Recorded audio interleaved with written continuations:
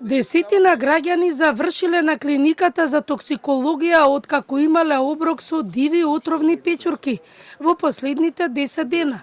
Доктор Андон Чибишев објаснува дека временските услови се идеални за диви печурки, но опасноста е што отровните, па и смртоносните, многу често може да се слични на лик и со оние диви печурки кои не се отровни.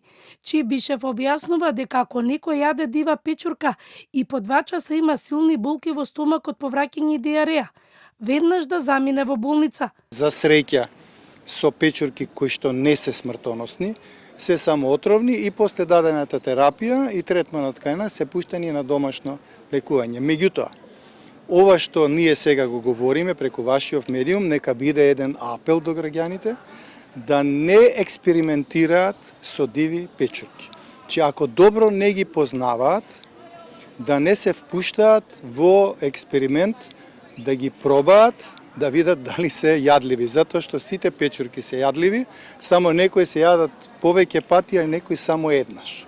Затоа експерименти да не се прават и да не се конзумираат печурки за кои што не се сигурни дека се јадливи. Професорот Чибишев објаснува дека има 2 вида на отровни печурки.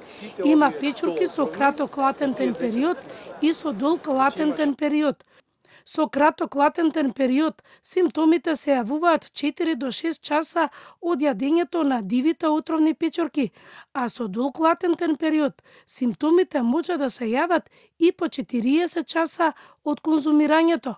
Разликата е во тоа што овие со краток латентен период обично се поминуваат со средно тешка клиничка слика, меѓутоа со излекување, а овие со долг латентен период обично се во групата на смртоносни печурки и ние обично најмногу сме загрижени кои ќе ни кажат дека симптомите први се појавиле после 10-тиот час од конзумирањето на печурките. Во Македонија има 100 вида на отровни печурки и 10 видови на смртоносни.